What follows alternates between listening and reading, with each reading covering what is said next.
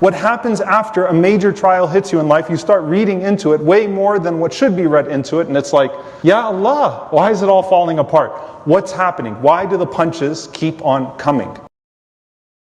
Have you ever noticed how the body reacts to pain? A small cut, a bruise, a wound, it all leaves a mark. Sometimes it heals quickly, other times the scar lingers. The soul is no different. It gets wounded, but unlike the body, its wounds aren't always visible. They come from words left unspoken, and words spoken too harshly, from disappointments, betrayals, losses, things that press against the soul like unseen hands, leaving bruises no one else can see. And just like a physical wound, these injuries can deepen day faster in silence, turning into something heavier. But where does all this lead? What do these wounds mean? Are they just scars we carry, or is there something deeper behind them? Pain has a way of making you question everything. It makes you wonder, why does life feel that way? Why does it seem like happiness is fleeting while hardship never truly disappears? Isn't life supposed to be good? Isn't it supposed to be fulfilling? Many of us live believing that this world is meant to bring us lasting peace, that if we just had enough money, enough love, enough success, we would finally feel whole. But this life was never meant to fulfill us. Many people expect life to be easy, to be free of pain and hardship, but this world was never meant to be perfect. It was designed as a test. Allah reminds us, indeed we have created man in hardship, but these difficulties are not meaningless. They are part of Allah's divine plan to purify and elevate us. Life is designed to test you. Allah clearly states that we will test every soul. We will truly test you with something of fear and hunger and loss of wealth and lives and fruits. Even the prophets, the most beloved to Allah, faced the greatest hardships. Prophet Muhammad lost his parents, his wife Khadija, and many companions, yet he remained steadfast. If this life were meant to be perfect, wouldn't the prophets have had the easiest lives?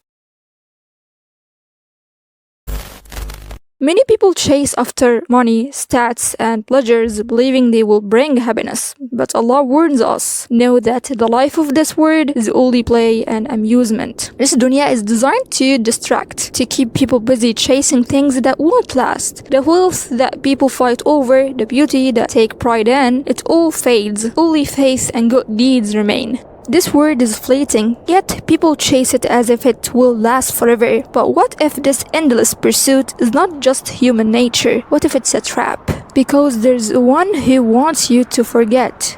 One who has studied mankind from the very beginning. From the moment Allah created Adam, Satan was determined to mislead him and his descendants. Ibn Abbas, may Allah be pleased with him, narrated that when Allah formed Adam from clay, Satan began circling him, examining him from every angle. He wanted to understand Adam's nature, searching for the weak points through which he could deceive him. This shows that from the very beginning, Satan was studying humanity, looking for points of weakness. He recognized that humans are created with desires, a thing that he could use to lead them astray. When Adam and Hawa, Eve, were in Jannah, Satan didn't command them directly to disobey Allah. Instead, he used deception, playing on their natural desire for goodness and security. He whispered, "Shall I direct you to the tree of eternity and a kingdom that will never perish?" Shaitan didn't present sin as disobedience, but disguised it as something desirable, eternal life, an everlasting kingdom. This is exactly how he works today. He whispers doubts and desires into people's hearts, making sin seem attractive. Satan's tactics have not changed since Adam, but Allah reminds us that Satan's whispers are weak compared to the power of faith. Indeed, the plot of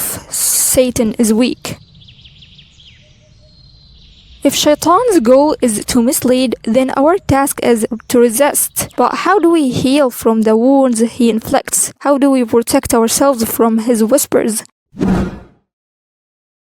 Turning back to Allah. No matter how lost you feel, no matter how you have strayed, Allah's mercy is always near. Allah said, "And when my servants ask you concerning me, indeed I am near, seeking refuge in dhikr, Satan has no power over a heart that remembers Allah. The Prophet said the example of one who remembers his Lord and one who doesn't is like the living and the dead. Reciting Ayatul Kursi for protection. Stay connected to prayer as it's your shield against harm. Embracing patience and gratitude. Hardships are tests, but they also provide the soul. If you respond with patience, Allah promises reward beyond measure. Indeed, the patient will be given their reward without account. Healing is not instant. It's a journey. But every step you take back to Allah, every whisper you resist, every prayer you hold into, it all brings you closer to true peace.